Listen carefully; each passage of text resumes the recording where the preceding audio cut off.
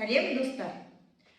Бүгін біз кип аппаратының құрылысымен және онымен жұмыс істеу тәртібімен танысамыз. Кип аппараты көп мөлшерде сутек газын немесе басқа да газдарды алуға арналған аппарат. Бұл аппарат екі бөліктен құралған.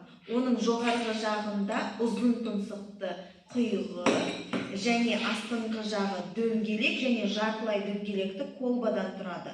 Бұл колбадан газ шығатын түтікше бар. Түтікшеде кран болады. Оны жауып, ашып қоюға болады. Және де жоғарғы жағындағы бұл түтіктер қақпан деп аталады. Немесе орысша айтқанда ловушка. Бұл түзіліп жатқан газды ауаға таратпас үшін жасалған зат. Бұның ішіне су құйылады және осы судың арқасында артық газдар ауаға таралмайды. Бүгін біз осы кип аппараты арқылы көмір қышқыл газын алуды үйренеміз. Ол үшін бізге қажетті заттар әр ас үйінде табылатын ас содасы, сірке қышқылы және де кальций гидроксиді немесе әк суы. Ең біріншіден біз ас содасын мына дөңгелек колбаның ішіне енгізуіміз керек. Бірақ та мынаның ернеуі өте кең болғандықтан бізде мына ортасында кеңістік болады. Содамыз барлығы жерге түспейтпеу үшін сіздерге бір лайфхак. Мынандай ескі карлен табақшасын үгітіп, ол сол кеңістікті біз толтыруымыз керек. Ол үшін осындай карлен табақшаның сынықтарын салып толтырамыз.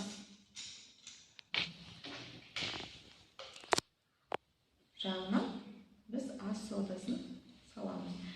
Бірталай ас содасы бәрібір мына колбаның түбіне түседі, ол іштен кетпейді. Біразы үстіде қалса бізге жеткілікті. Реакция нәтижесінде көмір қышқыл газы түзіліп жатқанын дәлелдеу үшін әк су ерітіндісін дайындайық. Біріншіден стақанға су құямыз дистилденген.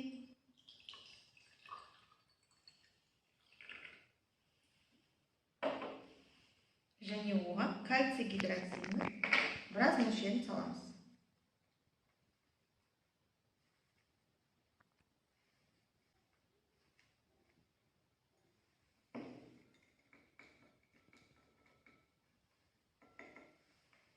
Ерітіндімізді дайындап, қасымызға қойып қоямыз.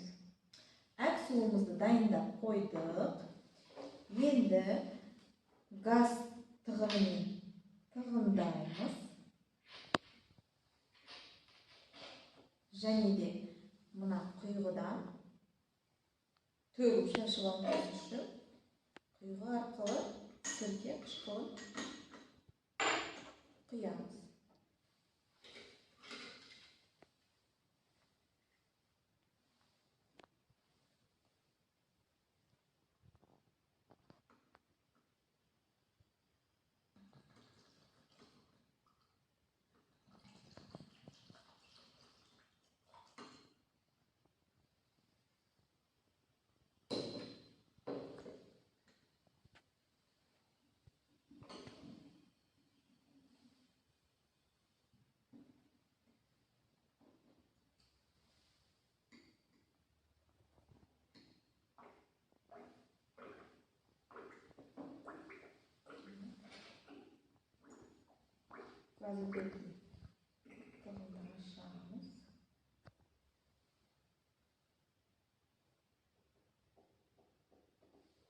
Назар аударсаңыздар, газ бөлініп жатқаны көрініп тұр.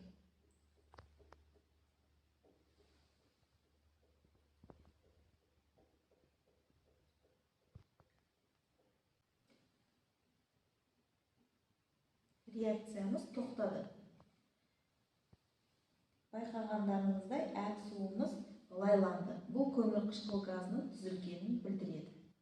Кип аппаратының жұмыс істеу негізі осыда. Рахмет, сау болыңыздар.